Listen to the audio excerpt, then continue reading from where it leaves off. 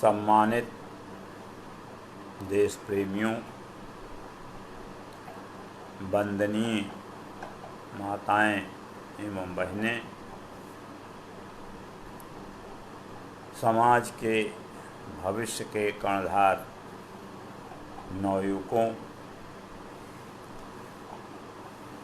परिवार को चार चांद लगाने वाली बेटियां व बहुएं, समाज के विभिन्न क्षेत्रों में निस्वार्थ सेवा करने वाले समाज सेवियों, देश की सीमाओं की रक्षा करने वाले हमारे समस्त वीर सैनिकों को शत शत भारत भारती का नमन। चलते रहोगे, चलते रहोगे, चलते रहोगे का 14वां एपिसोड हम आपके सामने प्रस्तुत कर रहे हैं।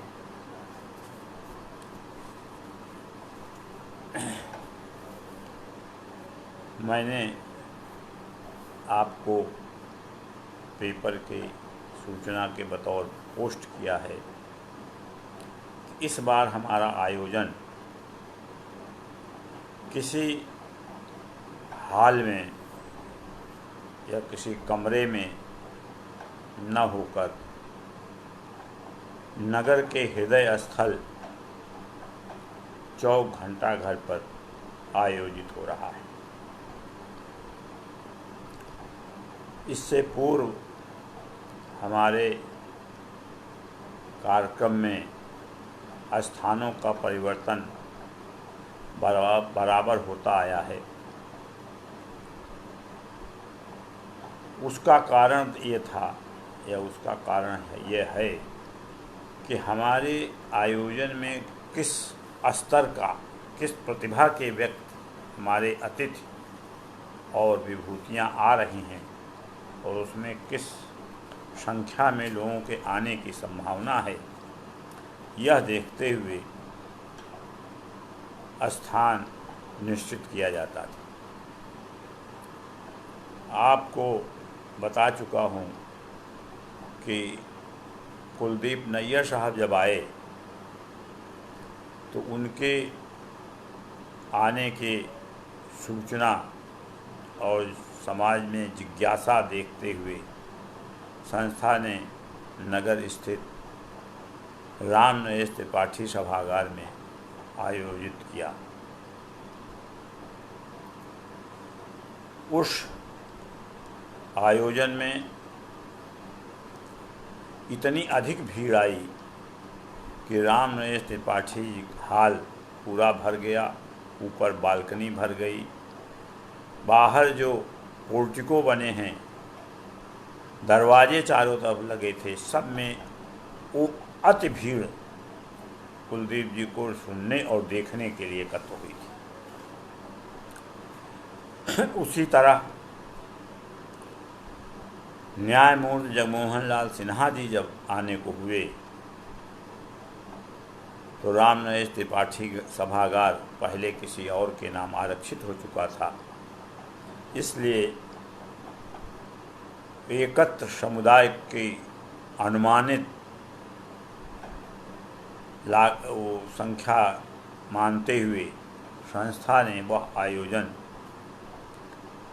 GIC राजकीय इंटर कॉलेज के प्रांगण में किया और उसमें भी इतनी भीड़ आई, जैसा कि मैंने आपको बताया था कि जगमोहन लाल जी का केवल चरण स्पर्श करने वालों की संख्या लगभग 200-250 लोग और पूरा का पूरा GIC कैंपस भरा हुआ था। लोगों ने सलाह दी कि आप जो सार्वजनिक कार्य करते हो, जनहित में करते हो, जन साधारण के लिए करते हो, तो यह आयोजन सर्वसाधारण के लिए ऐसे स्थान पर होना चाहिए जहां सर्वसाधारण वे लोग आ सकें जिनको आपने आमंत्रित नहीं किया है। और जब आम नागरिक कहीं इस तरह के कार्यक्रम को देखती है तो वह उससे लाभान्वित होती है। इसलिए इस 14वें अलंकरण समारोह का आयोजन नगर के हृदय स्थल चौक घंटाघर पर किया गया।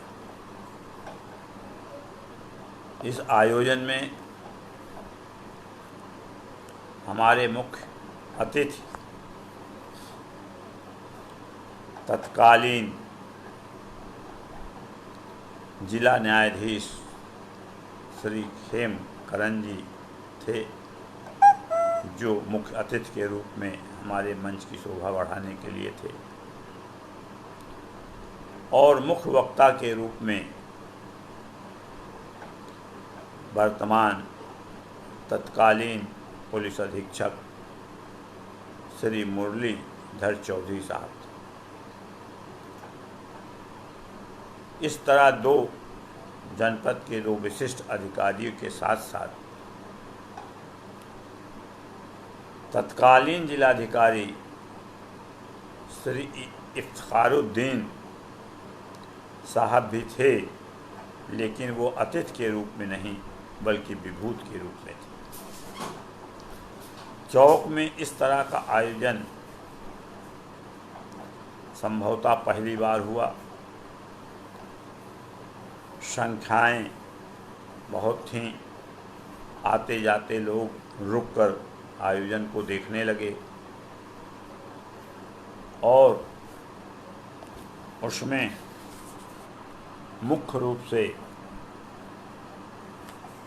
जिन लोगों की भागीदारी रही वो गैर आमंत्रित लोगों की संख्या ज़्यादा थी। और नगर के 3 मुख्य पदाधिकारी आयोजन में शामिल थे, इसलिए उसका कुछ प्रभाव प्रशासनिक स्तर से और सार्वजनिक स्तर से ज़्यादा महसूस किया गया। इस आयोजन में हमारे जो सम्मानित यानी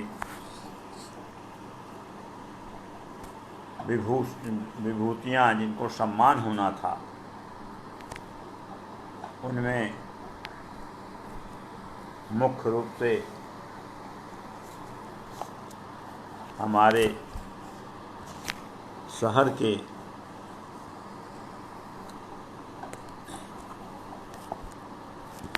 जिला अस्पताल के उस समय सेवारत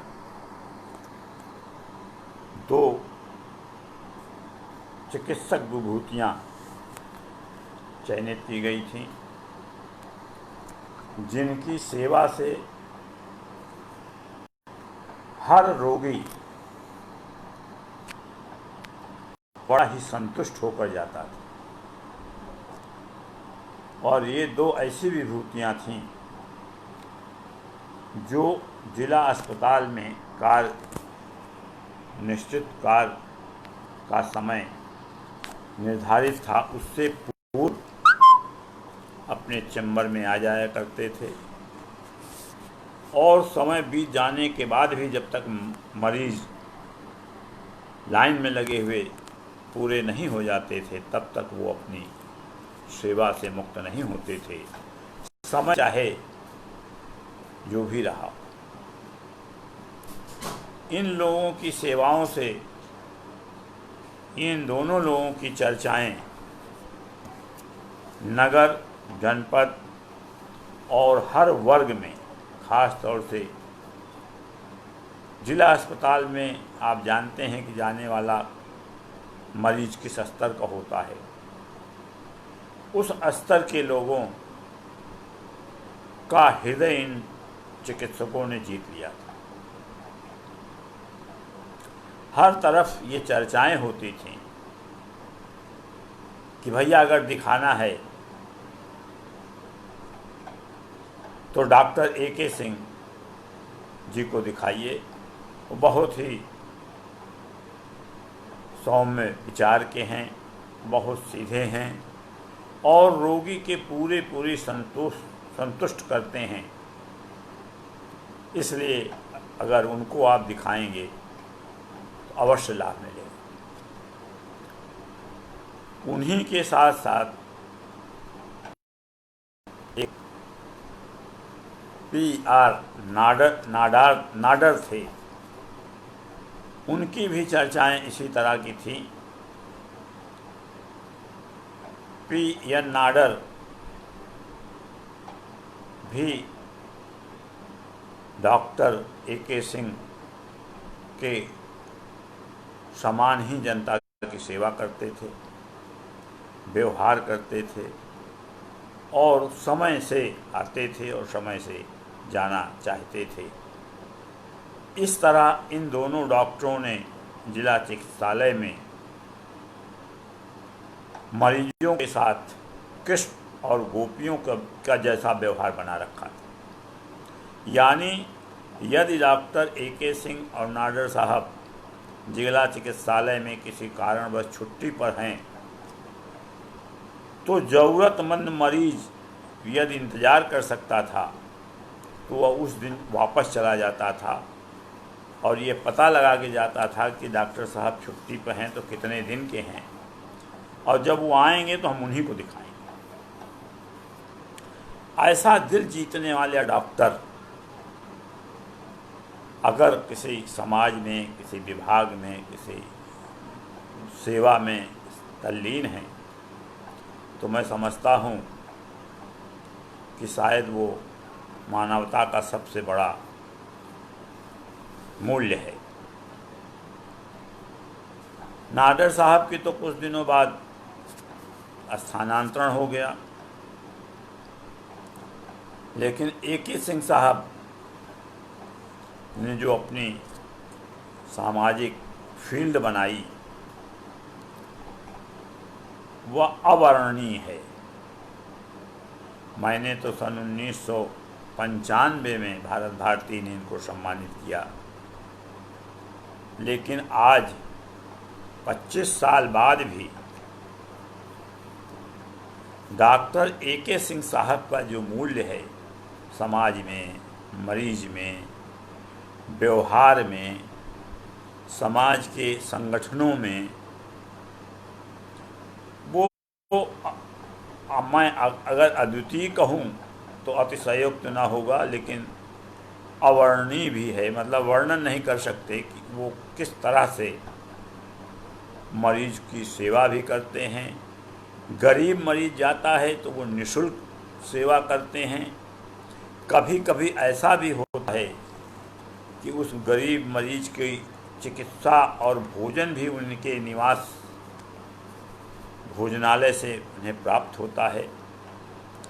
इस तरह की जन सेवा का जो एक रिकॉर्ड बनाया है डॉक्टर AK सिंह साहब ने,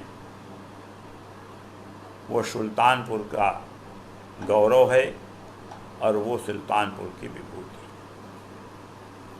जब सन 1995 में भारत भारती ने इन दोनों डॉक्टरों को संयुक्त रूप से सम्मानित करने की, लोक रत्न से सम्मानित करने की घोषणा की, और उस समय हमारे सम्मान में धनराशि भी शामिल हो चुकी थी। दोनों डॉक्टरों को संयुक्त रूप से भारत भारती ने सम्मान करने का निर्णय लिया और दोनों महानुभावों ने भारत भारती की मर्यादा रखी, आमंत्रण स्वीकार किया और बड़े ही सहज से उन्होंने अपना यह सम्मान ग्रहण किया। दोनों लोगों को धनराशि की आधी रकम यानी 2500 रुपये दी गई, जिसमें डॉक्टर AK सिंह साहब ने प्राप्त धनराशि स्वीकार करने के बाद यह कहकर वापस कर दिया कि यह धनराशि हम संस्था भारत भारती के कार्यों के लिए अपनी ओर से दे रहे हैं। ये उनकी नैतिकता थी, ये उनका बड़प्पन था। जनता ने उसे, भारती ने उसे स्वीकार किया। ऐसे महानुभाव चिकित्सकों को जब हमारे जनपद में समावेश हो तो आधे मरीज तो अपने आप ठीक हो जाया करते हैं, क्योंकि उन्हें संतोष रहता है कि हमको डॉक्टर ने देखा है। ऐसे इन चिकित्सक महानुभावों के क्रम में एक बालक, शास्त्री नगर निवासी एक बालक जिसकी उम्र 9 वर्ष थी, उसका नाम नदीम है। और घटना इस तरह की थी कि उसकी माँ और वे दोनों घर में अकेले थे। माँ गैस पर भोजन बना रही थी। अकारण चूल्हे में गैस लीक कर गई और उसकी माँ जलने लगी। ऐसी स्थिति में घर में कोई न हो, 9 साल का बालक क्या कर सकता है।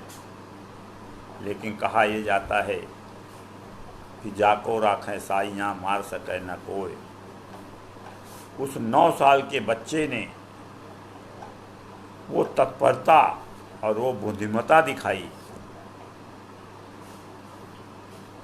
कि जहाँ बड़े बड़े लोग अपना धैर्य खो देते हैं और परेशान हो जाते हैं, उस बच्चे ने माँ को जलते हुए आग में चूल्हा लगे रहते हुए किचन में प्रवेश किया और झट उसने सिलेंडर बंद कर दिया और माँ को खींचकर बाहर लाया। माँ चिल्ला रही थी, बेटा मुझे मत छुओ, बेटा मुझे मत छुओ, जल जाओगे। लेकिन उसकी हिम्मत, वो बाहर माँ को ले आया। और उसके बाद उसके पिताजी मिस्टर मुशर्रफ हुसैन, उसने सूचना दी। उस समय मोबाइल तो हुआ नहीं करता था, लेकिन चूँकि उसके पिताजी इंजीनियर थे किसी विभाग में, उसके पिताजी भागे भागे आए। दरवाज़ा भी बंद था, बच्चे ने दरवाज़ा किसी तरह खोला और जब उसके पिताजी ने देखा अपनी पत्नी को और बच्चे के साहस को, इसकी चर्चा पूरे शहर में फैली कि एक 9 साल के बच्चे ने अपनी जलती हुई माँ को, गैस के चूल्हे से जलती हुई माँ को बचाया। वो इसी शास्त्री नगर का निवासी था। अब पता नहीं उसके परिवार यहाँ हैं या कहीं ट्रांसफ़र हो गया उनके पिताजी का, कहा नहीं जा सकता। ऐसे महानुभाव साहसी बालक को भारत भारती ने जब मंच पर सम्मानित करने की घोषणा की तो तालियों के गड़गड़ाहट से पूरा वातावरण गूंज गया। कहने का केवल तात्पर्य यह है कि ऐसे बालक को या ऐसी उम्र के बच्चों को जब कहीं प्रोत्साहन मिलता है कहीं, तो उनका जीवन बड़ा मूल्यवान हो जाता है और वो ये सोचने लगते हैं कि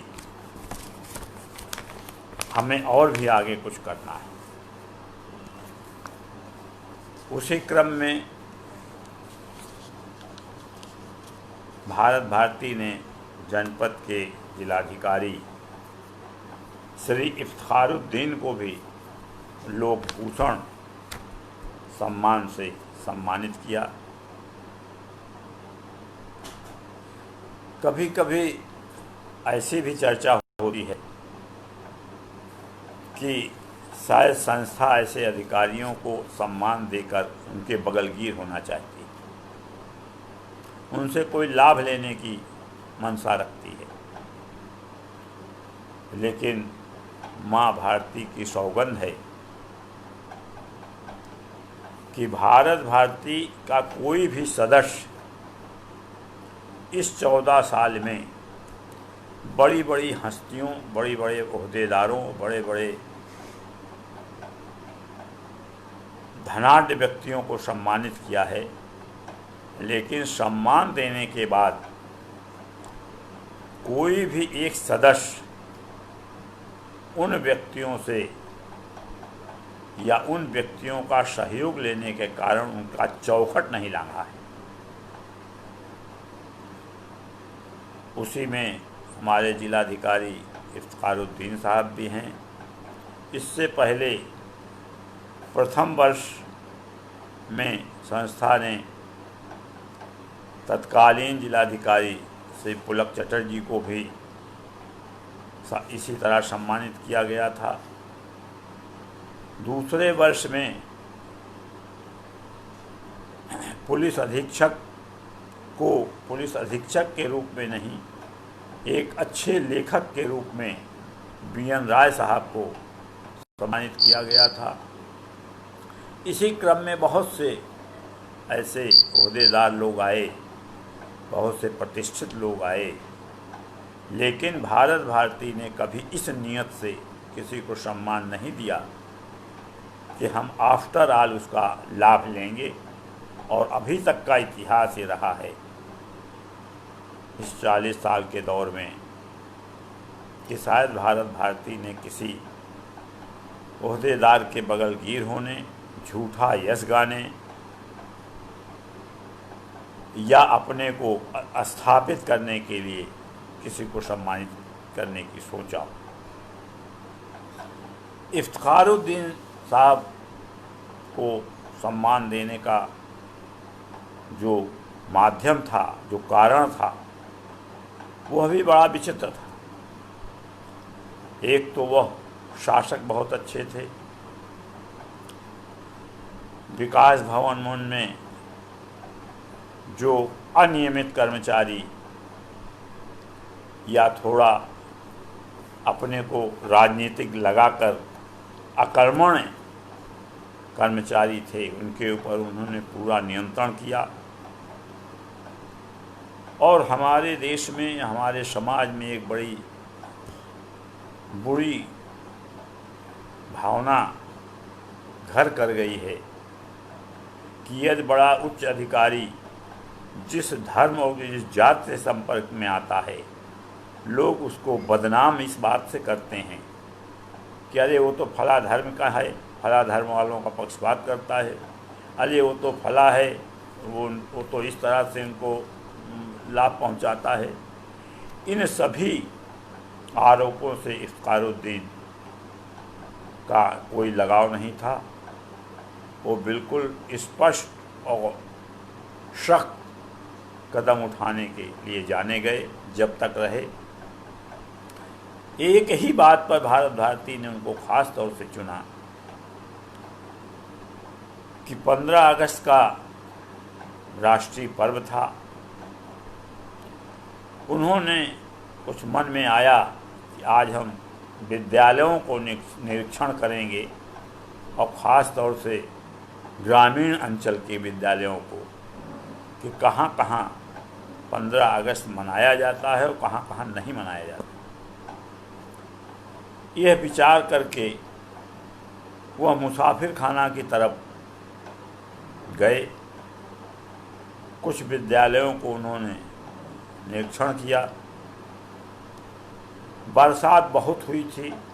देहात में जिन स्थानों पर विद्यालय हुआ करते हैं, आज भी वहाँ अगर बरसात हो जाती है तो पैदल चलना दूभर होता है। ये जिन इलाकों में गए वहाँ स्थिति यही थी कि उनकी कार भी मुश्किल से गंतव्य स्थानों पर जाने की स्थिति में नहीं थी। कुछ विद्यालयों को निरीक्षण करने के बाद वहाँ के निवासियों ग्रामीणों ने बताया कि सर, यहाँ से 10 किलोमीटर लगभग दूर एक विद्यालय है जहाँ कभी भी राष्ट्रीय पर्व पर झंडा नहीं फहराया जाता, विद्यालय खुलता नहीं, छात्र और छात्राओं को बुलाया नहीं जाता। ये वहाँ का दस्तूर है जब से विद्यालय बना है, और आज तक वहाँ कभी झंडा नहीं फहराया है। न स्टाफ आता है, न छात्र आते हैं, न उनको झंडा फहराने का कोई गुण मालूम है, न उसका गरिमा मालूम है, और न ही उनको बतौर खुशी कोई मिठाई इत्यादि दी जाती। जब वो आएंगे ही नहीं तो मिठाई क्या खाएंगे। यह सुनकर इफ्तिखारुद्दीन साहब ने कार, जो कि जाने लायक नहीं थी उन जगहों पर, बहुत कीचड़ था, उन्होंने ग्रामीणों से एक साइकिल मांगी और कहा कि आज हम साइकिल से जाकर वहाँ देखेंगे। जब एक जिलाधिकारी साइकिल से जाने को तैयार हो तो उनका सबॉर्डिनेट क्या करेगा, तो आप सोच ही सकते हैं। उन लोगों ने भी ग्रामीणों से अरे गहरे तरह से किसी तरह विनती चिरौरी करके साइकिल मांगी और उन्हीं के साथ साइकिल से निकल गए। उस कीचड़ भरी सड़क में दिक्कत उठाते हुए इफ्तिखारुद्दीन साहब उस विद्यालय पहुँचे और जो लोगों ने बताया था वही उन्होंने पाया। विद्यालय बंद था, झंडा फहराया नहीं गया था, और किसी के आने का तो कोई प्रश्न ही नहीं उठता जब वहाँ की परंपरा यही थी। तब उन्होंने इस पर एक्शन लिया, बीएसए से भी को कॉल किया और उस पर कठोर स्टेप लिया और वहाँ के स्टाफ को निलंबित कराया। यह एक अधिकारी की अनोखी क्रिया थी इफ्तिखारुद्दीन साहब की। उन्होंने राष्ट्रीय झंडे, राष्ट्रीय पर्व को कितना महत्व दिया, ये एक साधारण आदमी या साधारण अधिकारी भी नहीं करता। आज भी कितने विद्यालय ऐसे हैं जहां डर बस भले ही झंडा फहरा दिया जाता हो, लेकिन स्टाफ आज भी उसे बेकार की क्रिया मानता है। ऐसे महत्वपूर्ण कार्य को परिणत देना, उसकी निगरानी रखना, उससे कितना स्वच्छ वातावरण बनता है कि जो विद्यालयों में कभी भी ऐसी घटना घटी रही होगी वो कितने भयभीत हुए होंगे, और फिर सारे आगे कोई भी विद्यालय ये हिम्मत न करता कि वो झंडा न फहराए। ऐसी परंपराओं का यह भारत भारती स्वागत करती है। हमारे बीच जो हमारे मुख्य अतिथि खेमकरण जी थे, उनके और मुरलीधर चौधरी जी का वक्तव्य बड़ा ही मार्मिक और बड़ा ही अनुकरणीय था, और ये उनके वक्तव्य को, इन तीनों अधिकारियों के वक्तव्य को का हमने प्रेस रिपोर्ट भेजी है उस समय की, उसको आप समय मिले तो अवश्य पढ़ें। शायद ऐसे वक्तव्य बहुत कम पढ़ने को मिलते हैं जो बिल्कुल सारगर्भित, इसलिए उसको इस समय बताने की गुंजाइश नहीं होती, क्योंकि वो वक्तव्य पढ़ने से ही अनुमान लगेगा कि ऐसे हमारे अतिथिगण इस हमारे समाज को क्या दे गए। इसी वर्ष ये महत्वपूर्ण निर्णय भारत भारती ने लिया था, जो जो कार्यक्रम 2 साल बाद होने थे, उसकी व्यूहरचना संस्था ने 2 साल पहले की और यह निर्णय लिया गया कि भारत भारती एक ऐसा पुरस्कार, एक ऐसा अवार्ड बनाएगी नेताजी के नाम पर, जो आज तक भारत भारती के अलावा पूरे देश की न तो सत्ता ने बनाया और न ही किसी राजनीतिक निजी संस्थाओं ने बनाया।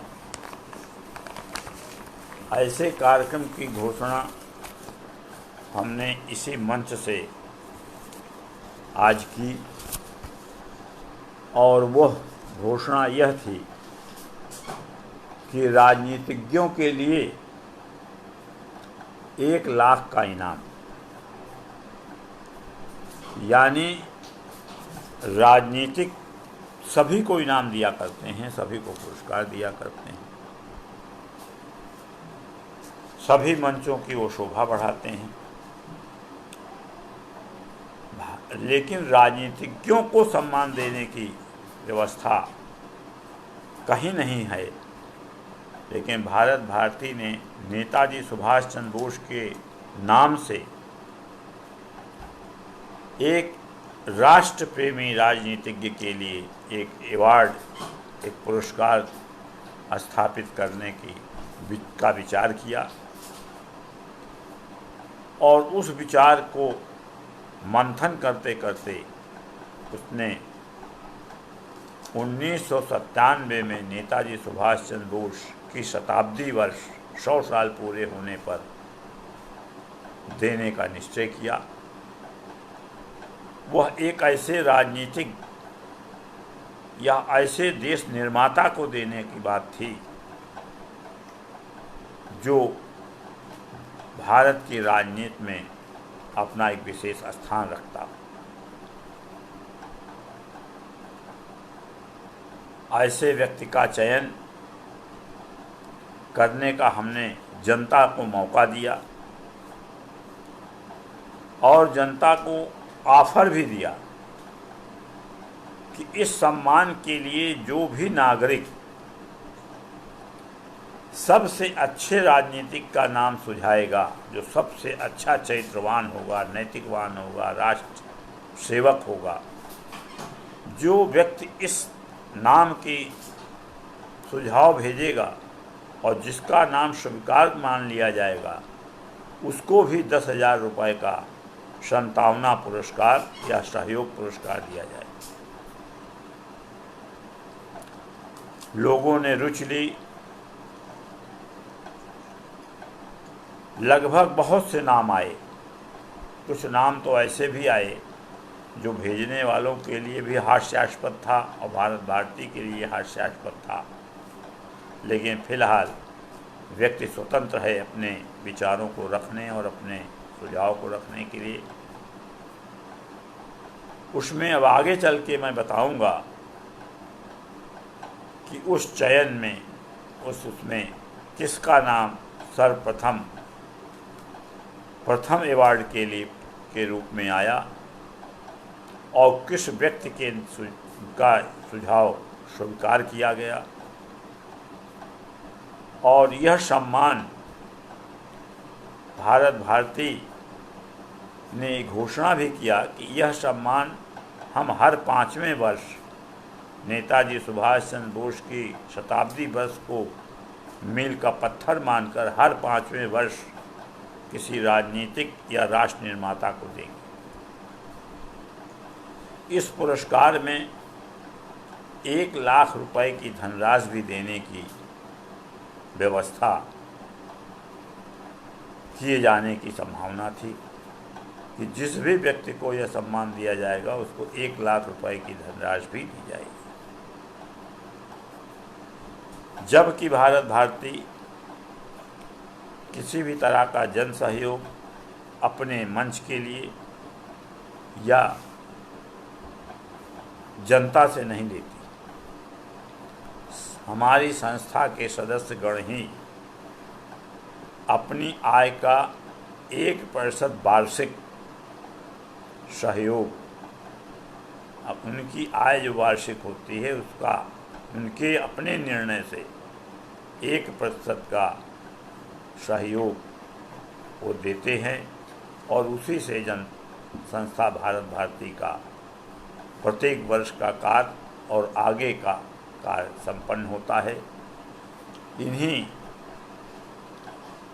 14वें एपिसोड के साथ हम आज के कार्यक्रम को विराम देते हैं और जय हिंद जय भारत के साथ विदा लेते हैं।